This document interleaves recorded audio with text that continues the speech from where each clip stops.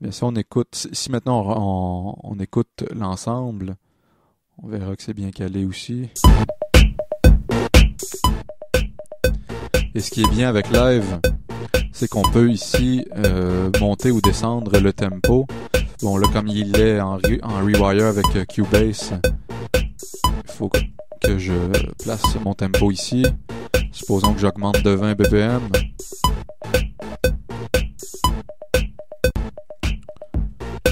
Voilà. Bien calé. Si je descends à 100, voilà, directement.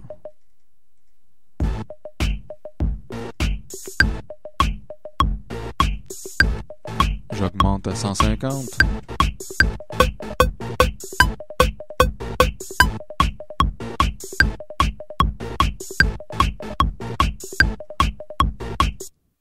Et ici, comme je vous le faisais remarquer, les petits bongos qui n'étaient pas tout à fait calés, maintenant, je les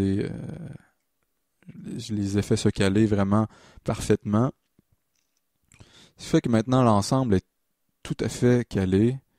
Et on peut même, avec Live, trouver un autre BPM que le tempo original. On peut accélérer ou diminuer. Eh bien, si on veut continuer à travailler dans Cubase, si on n'est pas tout à fait familier avec Live, d'ailleurs, c'est un peu mon cas, je fais un peu mes débuts avec Live. Donc, supposons on est content de notre wave et de notre BPM et qu'on veut travailler avec Cubase, on peut tout à fait exporter ça en wave, convertir sur le disque ici. Bon, on choisit notre chemin de sauvegarde et tout ça.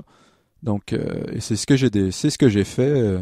J'ai exporté la première wave avec Live, celle dont les petits bongos, ce qu'il y avait entre les kicks n'était pas tout à fait calé. Et j'ai exporté aussi celle qu'on vient d'entendre ici. Donc, retournons dans Cubase et ouvrons le projet dans lequel je compare les deux versions.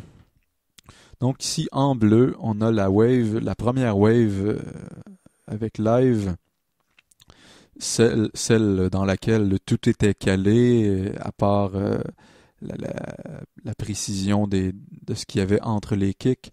Et la wave verte, eh bien, c'est la dernière wave qu'on a entendue avec Live, celle où tout est vraiment très droit et très parfaitement calé. Écoutons d'une part la première. Oui. Pardon.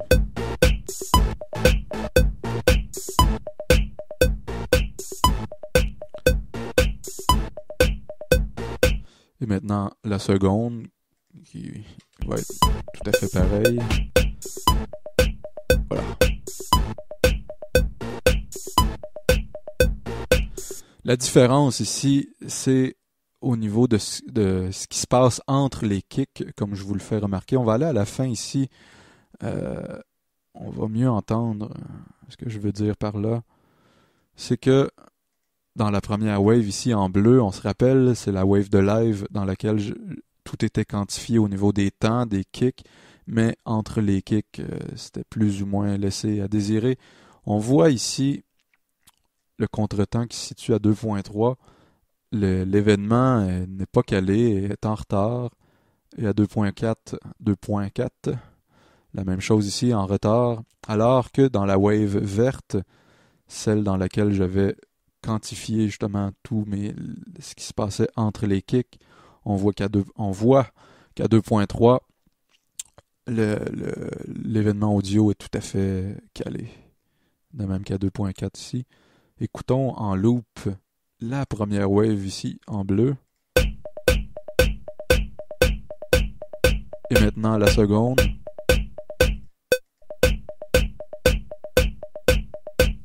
On sent que c'est beaucoup plus droit avec la wave verte. La wave bleue.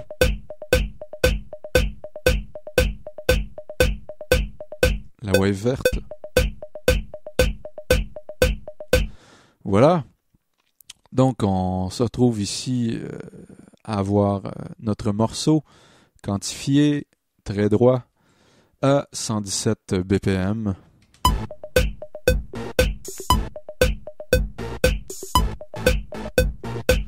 Mais bien, à partir de là, on pourra placer ce qu'on veut, bâtir notre remix.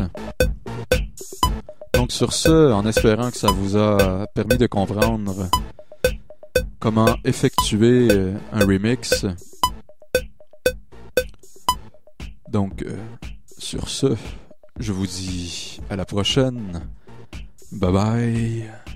Ciao.